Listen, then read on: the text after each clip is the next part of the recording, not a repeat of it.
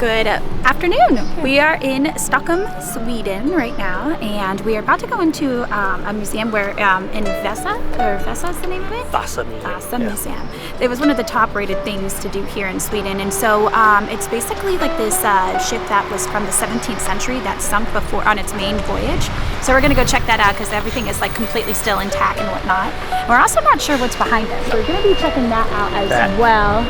We kind of got dropped off here. We're like, what is this? So step one, Vasa Museum.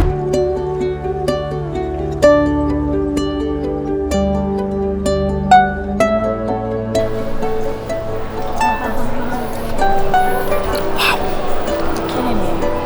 I think there's a benefit of not doing a bunch of research ahead of time. I thought it was going to be like a little pinky rinky rowboat. It's crazy. Look how big this thing is. This is just the front. The whole museum has like different floors, and they have all the different things that explain how life was back then on the ship, or how it was going to be on the ship. So they have two different decks of where the cannons would come out, but when they opened it up, they put lions' faces on there, so their enemies, I guess, got more scared. Yeah.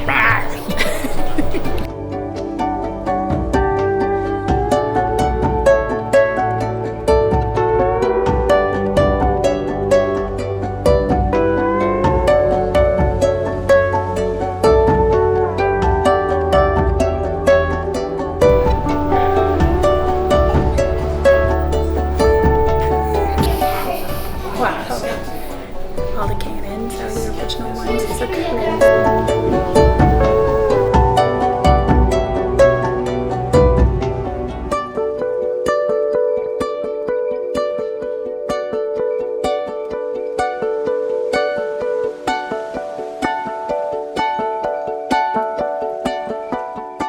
Just finished the Vasa Museum. I would highly recommend it. Super cool. Not that expensive. No, 19 bucks US. Each floor has, life on the ship during that time. It had all of the artifacts that they found. Still, most of them were like nicely preserved because whenever it sunk, it preserved itself in a clay. And you can even see the restoration process of how they brought it up from the ground, from the water. Definitely highly recommended. Cool. Took about 2 hours to walk all the way around about. You can probably see most of it in an hour. And then when you walk out, you have a whole other museum to go to. You have the water over there with the boats and whatnot. So beautiful day in Stockholm. So we're going to go check out another palace. It's called the Drottningholm Palace. I think it's where the royalty lives sometime of the year. See you at the palace. Wonderful. Bye.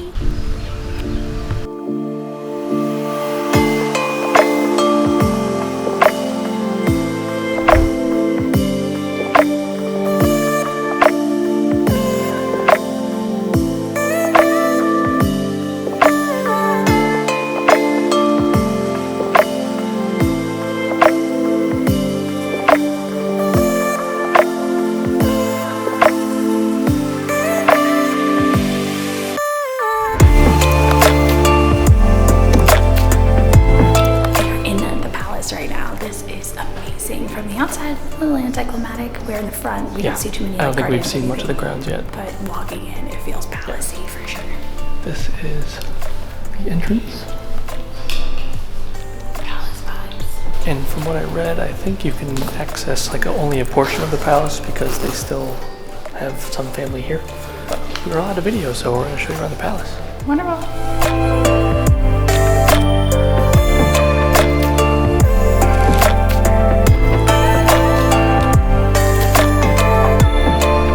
These paintings are back from the 1600s, and this one here is Queen Eleanor.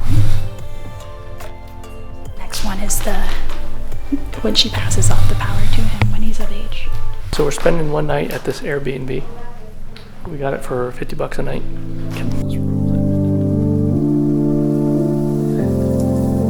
Where are we at now? We're in the library. Actually, it's called the Biblioteca.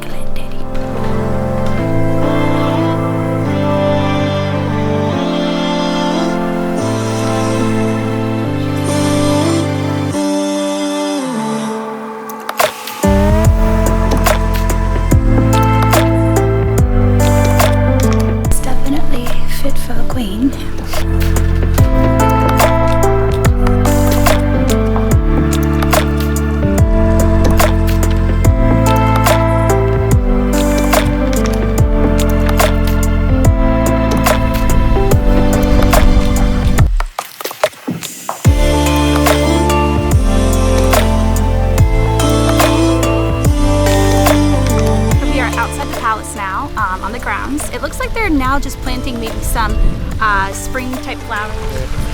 Backyard's a lot sweeter than the front yard. Yeah, when we first walked up, we're like, okay, it's kind of plain for a palace, and This then when is we the went backyard. inside, we're like, oh my gosh, and then now outside, it's like, okay, I read makes sense. somewhere that's like the Versailles of Sweden. Where to orient you where we were, all we did was tour a little portion of that castle, and then we went back here.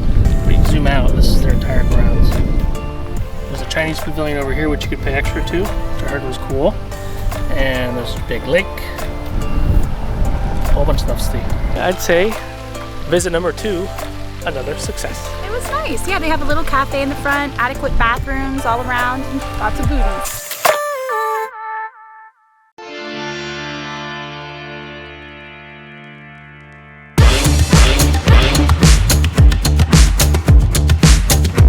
I think that's going to wrap it up at the Drottningholm Palace. I think we should learn the names since we'd love it so much. So what we've learned is one of the best preserved castles slash palace, I guess palace since the 16th century. Swedes know how to do it right. A lot of gold, a lot of pretty paintings. Because this is our first day in Stockholm, we're going to go get some food, and I think we should go get meatballs. Yeah, meatballs for sure. There's a place called Meatballs for the People.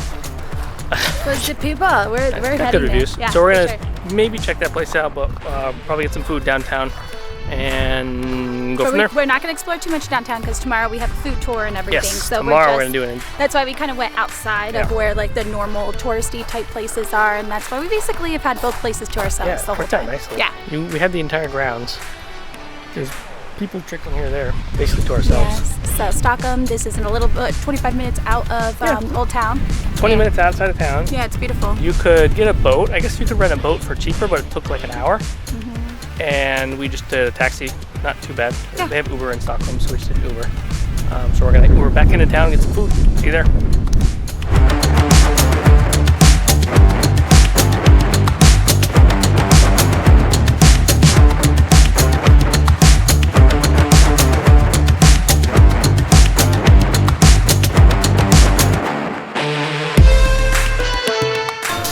Reindeer or deer, pork, chicken, and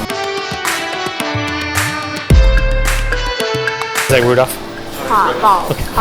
So we decided this is our order of how we like the meatballs, a little different. This one is more of like our traditional one, like the beef one. Then we have like our pork. We have this thing over here. It's like latte gravy. I don't know. We put it on our mashed potatoes and it was delicious. It's like cinnamon, Yeah. sugar, and then you have lingonberries. And This is like pickles. Thanksgiving dinner on a plate, Yeah. And then we have, no, I want to say it's Christmas dinner because we have reindeer with us, which is what they Least eat a favorite. lot. Yeah. It's good. It's just gamey. Yep.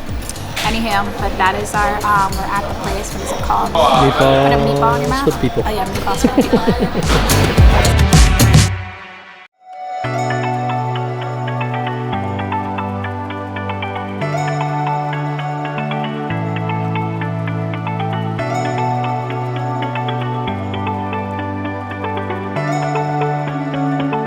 Just came back from Meatballs for the People.